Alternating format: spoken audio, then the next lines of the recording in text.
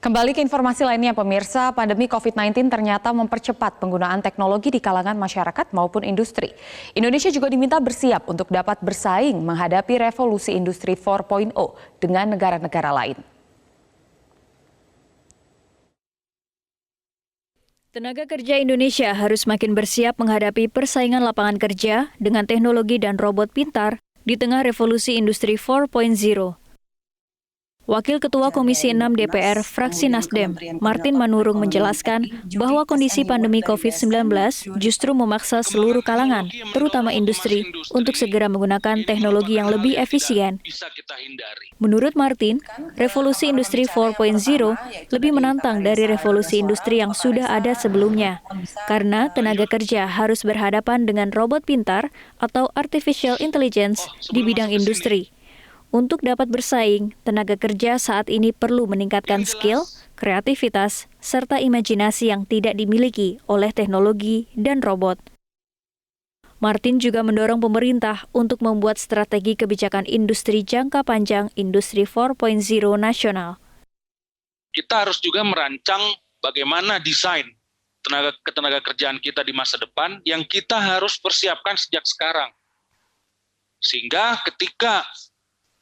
ketika otomasi itu berlangsung, maka kita tidak lagi ada gap antara permintaan tenaga kerja yang memang harus high skill dan memerlukan kreativitas, imajinasi, dan suplai tenaga kerja kita yang masih low skill dan hanya bisa untuk melakukan pekerjaan yang berpola dan berulang.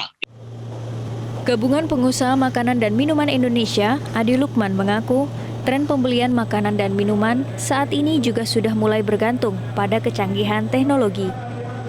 Meskipun penjualan makanan dan minuman secara online hanya berkontribusi 1 hingga 2% terhadap total industri makanan dan minuman nasional, namun penjualannya naik signifikan sampai 600% selama kebijakan PSBB. Modern terjadi peningkatan, namun demikian kontribusinya tidak sebesar di general trade.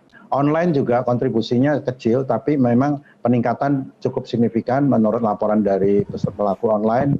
Tadi Pak Martin juga menyinggung akan mengundang Topet, Shopee, dan lain sebagainya. Karena laporannya memang cukup menarik karena ini terjadi peningkatan delivery order, food delivery service, dan lain sebagainya. Kepala Badan Penelitian dan Pengembangan Industri, Kementerian Perindustrian, Dodi Rahadi mengungkapkan, Kementerian Perindustrian telah mempertimbangkan 5 sektor prioritas dalam penerapan Making Indonesia 4.0, yakni sektor makanan dan minuman, kimia, tekstil dan produk tekstil, elektronik dan otomotif. 5 sektor ini diprediksi pada 2030 akan berkontribusi terhadap sekitar 70% dari total PDB manufaktur, 60% ekspor manufaktur, dan lebih kurang 65% jumlah tenaga kerja di sektor manufaktur. Indonesia telah menetapkan 10 langkah prioritas untuk dapat mencapai revolusi industri 4.0. Salah satunya, meningkatkan kualitas sumber daya manusia dengan membuat kurikulum pendidikan yang menyesuaikan dengan kebutuhan industri 4.0 dan mengadakan program talent mobility untuk profesional. Dari Jakarta, Mercy Wijaya, Metro TV.